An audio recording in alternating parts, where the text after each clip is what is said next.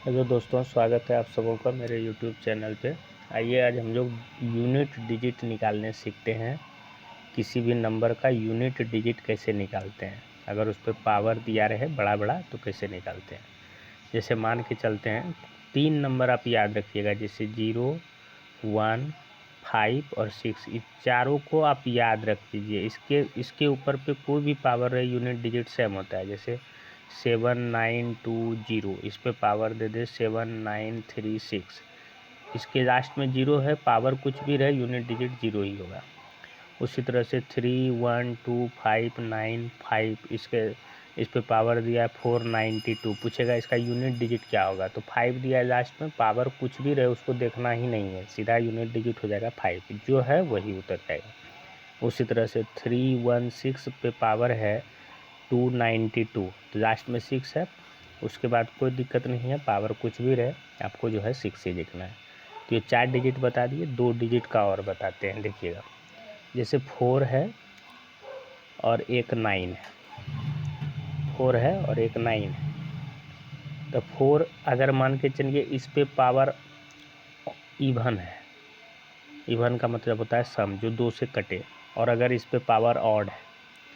इसको बोलते हैं हम लोग विषम, ठीक है। तो 4 पे अगर इवन पावर है तो आप समझ जाइए कि इसका यूनिट डिजिट होगा 6, लास्ट में 4 रहे और उस पर पावर इवन रहे तो इसका यूनिट डिजिट हो जाएगा 6, और लास्ट में 4 रहे और उस पर पावर ऑड रहे जो 2 से नहीं करता है तो उसका जो यूनिट डिजिट हो जाएगा वो 4 हो जाएगा। उसी तरह से 9 पे अगर सम यानी कि इवन पावर रहे तो हम लोग उसको जो है लास्ट में लिखेंगे 1, और अगर ऑड यानी कि विषम पावर रहे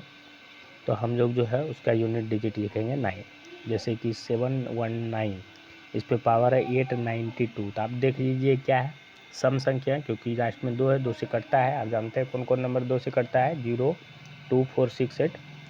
तो इसका कोई दिक्कत नहीं है, सम पावर है, इसका मतलब यूनिट डिजिट हो जाएगा 1। उसी तरह से 644, इसका पावर है 8236, इस पर क्या है, इवन है, तो इवन है तो यूनिट डिजिट हो जाएगा आपका कितना, 6। उसी तरह से अगर ऑड रहता है, जैसे 793, इस पे पावर ऑड रहता है, जैसे कि 623,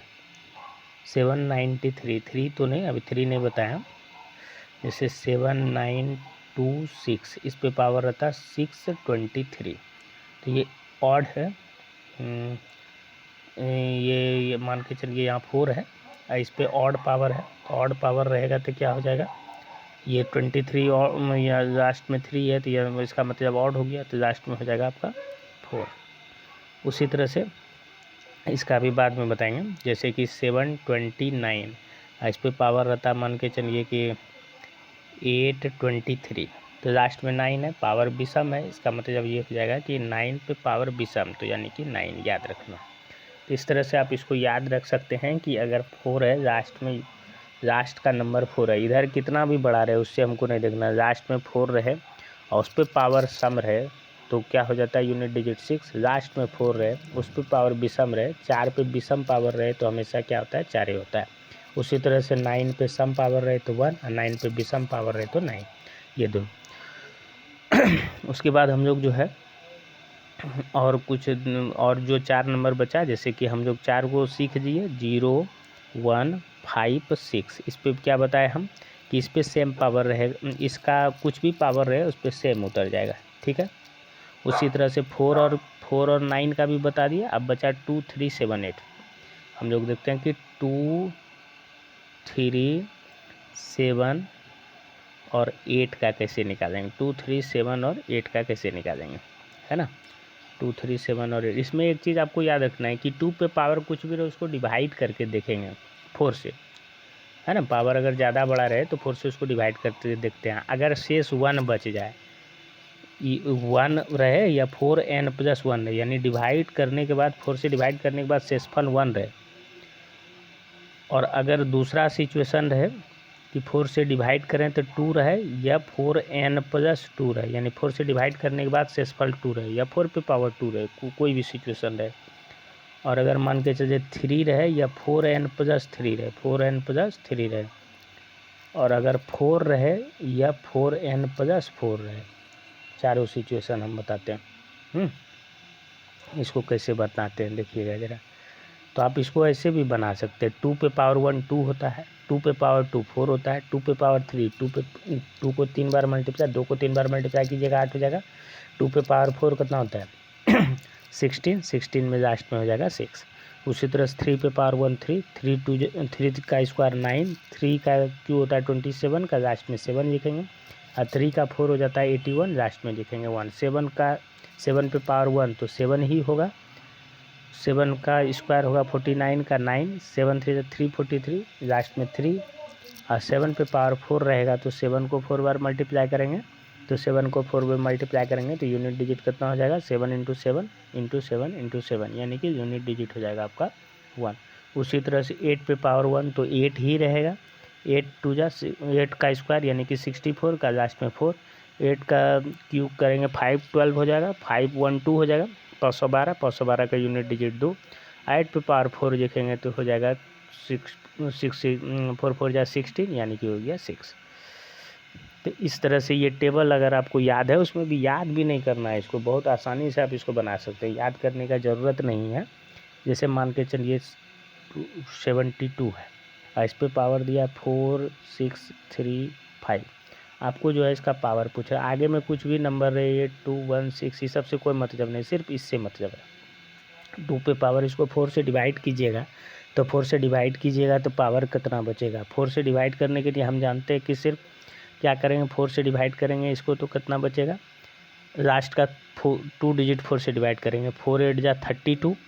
तो बचा कितना 3, तो यानी कि सीधा सीधी ये समझ जाइए 2 पे पावर 3 है,